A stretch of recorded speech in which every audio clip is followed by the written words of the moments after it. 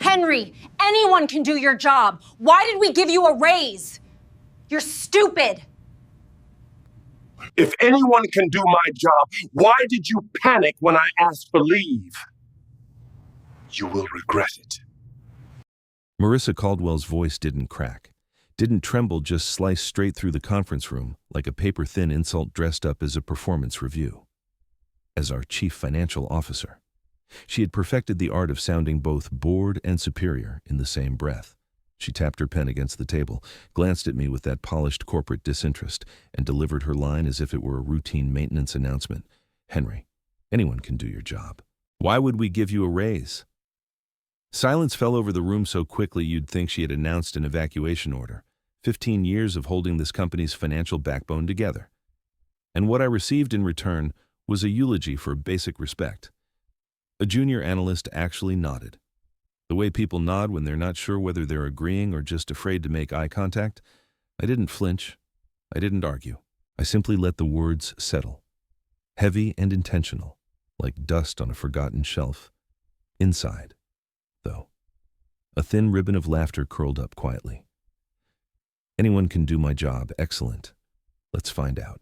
Marissa continued speaking, her tone shifting into that familiar corporate lecture rhythm: efficiency, resource optimization, responsible budgeting. All the elegant ways she avoided admitting she had no idea how the reconciliation engine actually stayed afloat each quarter. When the meeting ended, people filed out with the urgency of passengers fleeing a sinking ship, except they hadn't realized which part of the ship was sinking yet. Back at my desk, I logged in and watched the system settle into its usual routine. Numbers updated, logs refreshed, everything humming the way it always did when someone competent was around. Then a small alert blinked in the bottom corner of my dashboard, a discrepancy. Subtle, almost shy. The kind I'd fixed 1,000 times before anyone even knew it had happened. I stared at it. 1 minute, 2. For the first time in 15 years, I didn't touch it. Instead, I leaned back, folded my hands, and whispered under my breath, "Let's see how well anyone does. I hope you're taking care of yourself today. Stories like this can stir up a lot, so remember to breathe and take care of yourself first. Where are you listening from right now?" I love seeing how far these moments travel. If you feel connected to this journey, you're welcome to subscribe just so we can walk through the rest of it together. And now, let me take you to the moment everything quietly started to shift. I used to think the quiet parts of a job mattered, the steady hands behind the curtain, the late nights spent fixing what no one else even knew was broken. Those things once felt meaningful. But sitting at my desk after that meeting with Marissa Caldwell, I could almost laugh at the absurdity of it all. 15 years of patching financial leaks, and the company still behaved as if the numbers magically tidied themselves overnight. If only magic paid the bills, day after day. I had done the unseen work, the sort that keeps a company from collapsing under its own sloppy processes. Most people called it routine reconciliation. I called it preventing small fires from turning into lawsuits. Funny how language can soften reality.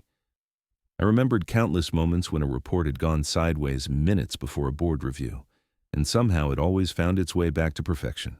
No applause, no acknowledgement, just a silent assumption that the system had behaved. The truth was far less poetic. The system behaved because I bent it back into shape. Sometimes I imagined the company as an old house with leaky pipes, and me as the tired plumber who kept showing up without complaining, not because I enjoyed fixing the mess, but because I didn't want the whole structure flooding. Bitterness has a way of growing quietly, like mold behind a wall. You don't see it until one day you tap the surface and your finger goes straight through. As I stared at the discrepancy still blinking calmly on my dashboard, memories rolled in like an unwanted slideshow. The late evenings spent manually correcting mismatched ledgers, the weekend mornings when I slipped in unnoticed to fix the quarterly preview before executives arrived with their lattes, the emails that said "good catch," team when I was the entire team. I had trained myself not to expect credit. Recognition was optional, but responsibility was mandatory. And yet, what lingered wasn't anger. It was the dry humor of knowing I had enabled their delusion. They believed the company ran smoothly because it was well designed. In reality, it ran smoothly because I refused to let it fall apart. That's the thing about invisible labor: people forget it exists until it stops. While reviewing old system logs, a new detail caught my eye, one I had somehow missed in the fog of irritation.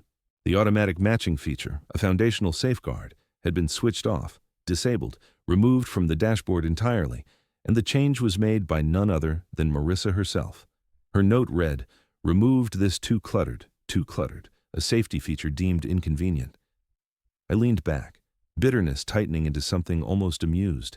There it was, incompetence wrapped in confidence, a perfect combination, and for the first time in years, I let the system stay broken. By the middle of the next week, the numbers began drifting again, subtle at first, like a hairline crack in glass. Normally, I would have fixed it without thinking, a reflex as automatic as breathing. But this time, I let the error linger, curious to see how far it would stretch without my invisible hand propping it up. Suspicion has a strange way of sharpening your senses, and mine were tuned to every flicker in the system. The discrepancy grew by fractions, nothing dramatic enough to trigger panic, at least not yet, to everyone else. It probably looked like harmless statistical noise. To me, it looked like a quiet confession from a system that had finally realized its only lifeline had stepped back. When something breaks slowly, people don't notice until it's too late. That was the part I was waiting for. Sliding deeper into the audit trail, I scanned the timestamps out of habit. That's when a particular entry stopped me cold one I hadn't made. It was logged at 1:47 in the morning, a time when most reasonable humans sleep, and when our CFO, Marissa Caldwell, apparently felt inspired to optimize things she didn't understand. If there were a global award for midnight meddling, she could run unopposed. The modification itself was small, almost unremarkable, but the intention behind it was unmistakably foolish. She had altered a core matching parameter, something delicate enough that even I hesitated before touching it. I could practically hear her voice through the screen. "Look, Henry, I fixed something." The chilling part wasn't the change, it was the confidence required to make it. I kept scrolling, suspicion shifting into a colder, more focused form of amusement. Deeper in the log, another entry appeared, this one far more serious. A rule had been deleted, not disabled, not hidden. Deleted. And not just any rule, a critical alert that flagged cascading discrepancies between accounts, the kind that prevented small errors from evolving into full-blown crises. For a moment, I thought it had to be a mistake. No one with a functioning brainstem would remove that safeguard. But there it was, time-stamped, authorized, and labeled with a brief note that read, "Henry will handle it." I stared at the screen, letting the absurdity settle the way dust settles on abandoned shelves. There was something almost elegant about the arrogance. Marissa had deleted a critical rule because it annoyed her, certain I would clean up whatever mess followed. She had built her entire confidence on the assumption that I would remain her quiet safety net forever. I leaned back, exhaling a slow breath that tasted like bitter humor. Henry will handle it. Not this time. A thin, cold smile tugged at my mouth, the kind that forms when truth and irony collide perfectly. "No," I whispered to the empty room, the words steady and sharp. "I won't. Don't read on, unless you're the type of person who wants to see the truth from the inside." By the end of the week, the numbers were no longer drifting, they were wandering. Quietly, steadily, like a river eroding its banks one grain at a time. The discrepancies, "Henry will handle it," had begun stacking in layers, each small enough to avoid suspicion on its own, but collectively heavy enough to tilt the entire system. And because I didn't intervene, the cracks widened just enough for the truth to start leaking through. The tension grew with every new report submitted by other departments. Minor variances here, mismatched totals there. Finance forwarded them along with the same confidence people have when sending a package they never bothered to check. I almost admired their commitment to ignorance. Every wrong number pulled another thread loose, and the fabric began unraveling in slow motion. What made it surreal was how oblivious everyone remained, instead of pausing to investigate. The company celebrated. Morning memos praised an impressive quarter of accelerated growth, a phrase so disconnected from reality that I nearly choked on my coffee. Growth. The only thing accelerating was the slope of our errors, though. To be fair, that curve was beginning to look rather impressive.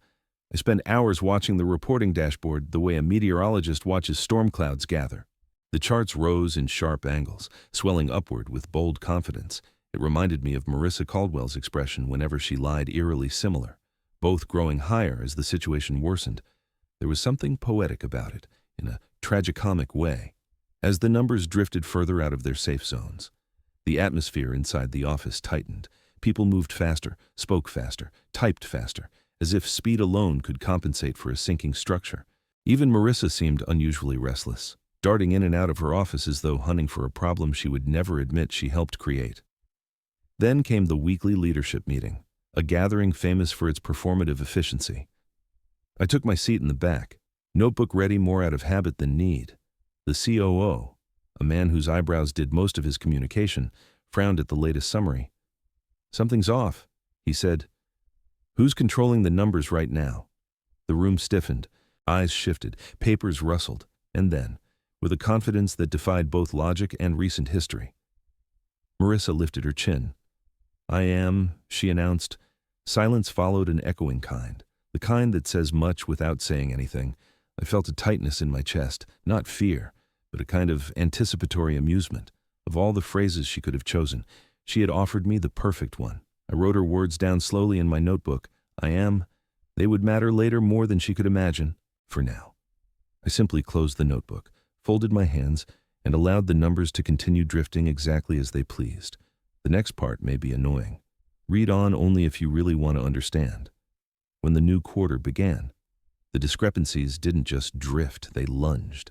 The numbers shot upward with the enthusiasm of someone new to the gym who loads plates they can't possibly lift, watching the reports strain under their own weight.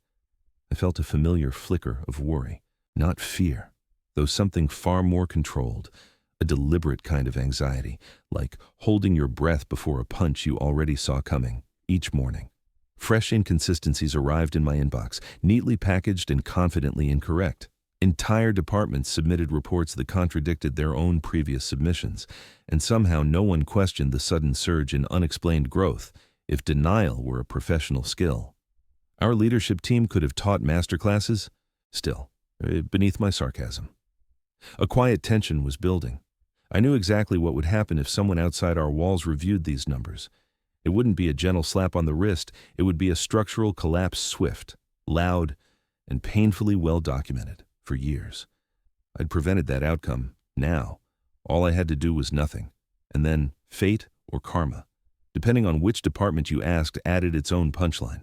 Late one afternoon, a company-wide announcement appeared.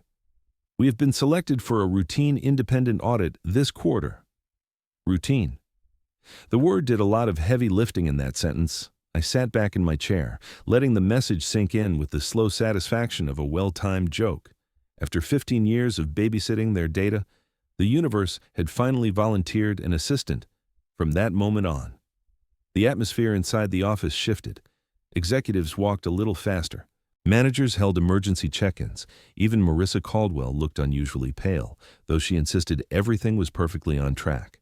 If perfection had a face, it would not have been hers. I spent the next few days observing from a comfortable distance. Every chart I opened had a steeper curve than the last. The gaps widened, the mismatches multiplied. Meanwhile, leadership clung to their fantasy of record-breaking performance. Watching them brag in meetings felt like watching a magician who didn't realize the rabbit had escaped the hat. Then, on a quiet Wednesday morning, the mini-twist arrived. An email pinged into my inbox from the lead auditor, a woman known for being meticulous enough to frighten spreadsheet errors into correcting themselves. Subject: inquiry on recent anomalies. Message: Henry. Can you clarify the unusual discrepancies that began appearing approximately 5 weeks ago, exactly when I stopped cleaning up after them? A slow smile formed as I read her message again. Not a triumphant grin, something subtler. Colder. "Oh," I whispered, closing the email with deliberate calm. "They're starting to see it." And just like that. The breaking point wasn't a prediction anymore. It was already in motion. Don't comment a word unless you really find this story problematic. The auditor arrived on a gray Monday morning, the kind of morning that already feels like a warning. Most employees straightened their posture when she walked in, as if good posture could fix bad data. I didn't bother. I was too busy making coffee fresh, strong, and perfectly timed for what was about to unfold. Her name was Elise Rennick, a senior auditor whose reputation traveled through financial circles like a cold wind. She didn't waste time on pleasantries. The minute she entered the conference room, she opened her laptop and said, "Let's begin." Across from her, Marissa Caldwell, the ever-confident CFO, looked like she had swallowed a live battery. She smiled too tightly, blinked too often, and shuffled her notes with hands that weren't used to uncertainty. If panic had a perfume, the room was wearing it. Elise pulled up the dashboard, adjusting her glasses with clinical precision. "I need the full audit trail for the last 90 days, she said. 90 days. The perfect window. Every midnight improvement, every ill-advised adjustment, every attempt Marissa made to appear technologically competent, all glowing in the system like neon signs." I took a sip of my coffee, letting the warmth settle in as she scrolled. It didn't take long. Her eyebrows lifted slightly, but enough to signal that she had found something worth frowning at. There seemed to be several late-night modifications. She said, "Performed at 1:47 in the morning." Marissa cleared her throat. "Oh, I occasionally work late." I held back a laugh. The idea of Marissa working late was funnier than half the sitcoms on television. Elise continued scrolling, her expression flattening into something more severe. Then she stopped entirely. Silence gathered like fog. "This cannot be correct," she said. Everyone leaned in except me. I simply waited. She turned the screen toward the table. "Who disabled the risk alert rules last month?" The question dropped into the room like a stone into deep water, silent at first, then rippling outward. Papers stopped moving, breathing paused, even the HVAC seemed to hesitate. Marissa looked left, then right, searching for someone she could blame or recruit. Her mouth opened, closed, opened again. She looked like she was trying to form a sentence for the first time in her life. I didn't move. I didn't glance her way. Instead, I stared into my coffee cup, watching the surface ripple slightly as I shifted the mug. Then, very quietly, I smiled. The kind of smile you make when you're watching a truth finally collide with the person who ran from it. Elise waited, pen hovering above her notebook. "Well?" she asked. No one answered. The tension in the room thickened so sharply it could have been bottled and sold as office decor. And if anyone had bothered to look closely, they would have seen that Marissa was cracking before she ever spoke. I didn't rescue her. I just took another sip and let the silence finish the work. The official notice arrived the next morning, landing in everyone's inbox with the subtlety of a fire alarm. Subject: preliminary findings, financial risk, threshold, exceeded. No exclamation points, no dramatic wording, just a calm statement that felt more threatening than any shouting could. That's the thing about auditors, they don't need volume to ruin your day. By noon, the entire leadership team was huddled in the conference room again, except this time the energy was different. Gone were the smug smiles and rehearsed optimism. In their place, brittle tension, the kind that crackles under fluorescent lights. Marissa Caldwell, our distinguished CFO, looked like she'd been force-fed 3 cups of bad espresso and a handful of anxiety. She shuffled papers that didn't need shuffling, tapped a pen that didn't need tapping, and kept glancing my way, as if her panic might transfer to me through eye contact. When the meeting started, the CEO cleared his throat. "The auditor's report states that our discrepancy levels have exceeded acceptable thresholds, significantly." A collective inhale swept through the room.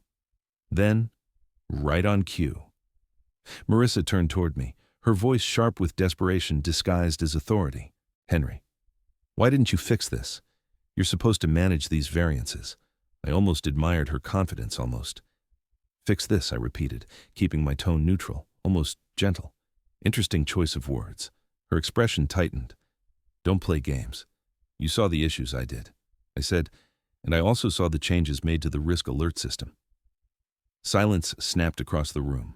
I pulled a single printed sheet from my folder and placed it on the table. A simple memo. Black text. White paper. Proof so plain it felt almost impolite. Marissa's signature stared back at her. "Disable alerts temporarily. Dashboard needs to look cleaner for quarterly review." You could feel the air shift as everyone read it. The CEO blinked twice, slowly. The COO whispered something that sounded suspiciously like a prayer. One of the junior analysts looked like he wanted to melt into his chair. Marissa's face drained of color. "That memo, Henry, that was just a suggestion." "A suggestion you implemented yourself," I said calmly, "and one that directly caused the discrepancies to go unreported." Her mouth opened, then closed, then opened again, struggling to assemble a defense out of thin air. The tension had grown so dense you could smuggle it through airport security. I kept my posture relaxed, letting the silence do what silence does best: expose. She finally managed. That memo was internal, private, meant only for adjustments. It should never have. And that was the moment I almost laughed. Almost. Marissa, I said quietly, you're assuming that memo stayed internal. She froze. I set my hands on the table, leaning forward just slightly enough to let my words land without force, only certainty. You're not aware of this yet. But the memo didn't stay with me. It found its way somewhere else. A ripple went through the room. Where the CEO asked, his voice barely above a whisper. I offered a thin, cold smile, the kind that holds both truth and inevitability. That, I said, you'll discover soon enough. And just like that, the real unraveling began. Those who watched the previous video carefully must have noticed the signal reappearing here. The unraveling began faster than anyone expected. One moment we were dealing with internal panic. The next, the external blow landed with the force of a falling steel beam. News traveled through the office like a cold draft. The regulatory agency had received a full copy of our quarterly documentation package, including Marissa's memo. The memo she insisted would never leave the building. The memo she believed was safely buried under layers of corporate pretense. Except it wasn't, because her own secretary had attached it by mistake. There was a painful elegance to the oversight, a single wrong click, a single misplaced file. And suddenly, our carefully polished facade crumbled into dust. By midday, the agency's response arrived. They classified the memo as evidence of intentional data manipulation. Intentional. A word you never want associated with your financial reporting. That's when trading was frozen. Phones rang like sirens. Executives scrambled as if running in circles might reverse the consequences already set in motion. From my desk, I watched it all unfold with a strange mixture of awe and inevitability. 15 years of preventing disasters had prepared me well to recognize the moment one finally arrived. And this one was magnificent in its scope, a black hole swallowing the company's market value piece by piece.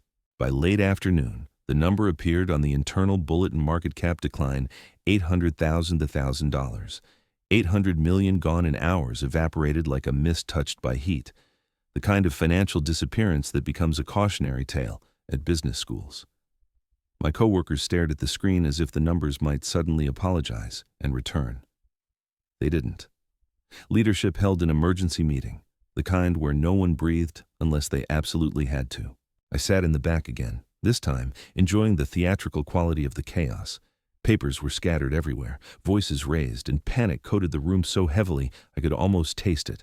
Then the CEO slammed his fist onto the table. "Who sent that memo?" he roared, red-faced and trembling. "Who attached that file?" The question echoed, sharp as a snapped wire. Slowly, very slowly, every head in the room turned toward Marissa.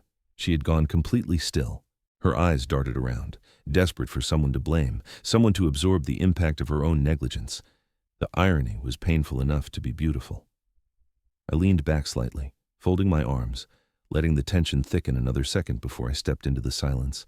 With a quiet, razor-edged smile, I said, "But hey, you told me a raise wasn't necessary. Anyone could do my job." Right, her face collapsed faster than the stock price. And for the first time in 15 years, I didn't need to fix anything. The system and the truth were finally doing that for me. The morning after the collapse felt strangely quiet, like the pause after a thunderstorm when everyone steps outside to survey the damage. Except in our case, the damage had names, titles, and office doors that were suddenly closed for administrative review. I walked in with my usual coffee, half expecting someone to stop me and demand answers. Instead, they just looked exhausted, as if the building itself had aged overnight. By 9 o'clock, the first announcement arrived: Marissa Caldwell, CFO, suspended pending investigation. No surprise there. You can't lose $800 million and blame it on gravity. Then came the second announcement, one that traveled through the hallways with a mix of dread and mild disbelief. The CEO has been called to provide a full written and verbal explanation to the board. The CEO, who once boasted he'd never had a bad quarter, now had to explain how he'd managed the worst quarter in company history. Poetic, really. But the third announcement was my favorite. The COO has taken an immediate medical leave due to sudden work-related stress. Stress, of course. Not the collapse, not the panic, not the truth catching up, just stress. I almost laughed out loud. If irony had a theme song, it would have played right there in the hallway. As for me, I went to my desk and opened my inbox. I wasn't expecting anything beyond routine chaos, so the email from Elise Rennick, the lead auditor, stood out like a clean spreadsheet in a room full of corrupted ones. Subject: independent consulting opportunity. She kept it professional, but the message was clear. They wanted me to join as an external consultant, double my salary, flexible schedule, full authority over reconciliation protocols. It was the kind of offer people dream about after years of invisible labor, the validation, the pay, the autonomy, and the best part. It came from people who actually understood what my work was worth. I leaned back, letting a wave of quiet satisfaction roll over me. Cold humor bubbled to the surface, the kind that comes when the world finally aligns with the truth you've known all along. But then my phone buzzed. A different offer, from a different company, much bigger, much smarter, and very aware of the role I had played both in quietly keeping a system alive and in wisely stepping aside to let its flaws expose themselves. A better offer, a far better one. I typed my reply to Elise. Thank you sincerely. I'm honored, but I've accepted another position. I hit send and closed my laptop with a soft click, the kind that feels like closure. For the first time in 15 years, I wasn't holding anything together. I wasn't saving anyone. I wasn't patching leaks or correcting charts. I was simply walking away light, steady, and finally free. Leaving the office on my last day didn't feel dramatic or triumphant. It felt quiet, clean, as if I were finally stepping out of a role I had outgrown years ago. There were no teary goodbyes, no farewell speeches, no awkward cupcakes in the break room, just me, my boxed-up mug, and the sense that I had completed a very long, very unnecessary assignment walking through the lobby. I realized I didn't feel anger or victory. I felt something better: relief. For 15 years, I'd been the invisible brace keeping a crooked structure upright, but in the end, I hadn't needed revenge. They had managed that part beautifully on their own. My new job, on the other hand, began with a surprisingly refreshing sentence. When I sat across from the hiring manager at the investment fund, he said, "We value people who don't fix mistakes for fools." Direct, honest, almost poetic. They offered me a salary that actually reflected the work I'd been doing for a decade and a half, plus a team that understood reconciliation wasn't magic, but a discipline. On my first day, someone even thanked me for catching an error before I fixed it. Imagine that appreciation for work before it becomes invisible. Still, rebirth has its own sense of irony. One afternoon, as I settled into my new office, my phone buzzed with a familiar name: Marissa Caldwell, suspended CFO, architect of her own collapse. Her message was desperate but polite, asking for guidance as she prepared for an inquiry. Guidance from me. I let the notification fade to the bottom of the screen without replying. After all, I had spent enough years giving her guidance she never listened to. Later that evening, I found myself standing across the street from my old building, watching the lights flicker through the windows. It looked smaller than I remembered, or maybe I had simply expanded.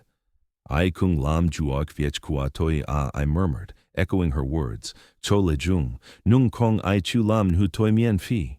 A soft laugh escaped me. Then I turned away, walking toward a future I had earned, finally carrying only my own weight and none of theirs. Even after everything, what stayed with me wasn't the fall of a company, it was the reminder that silence has value. And so does walking away when you've given enough. I wonder where you're listening from tonight, and whether this story brought someone to mind. Maybe even a version of yourself you once protected. If it moved you, share your thoughts below, tap like, pass the story along, and subscribe so we can keep learning from moments like these together.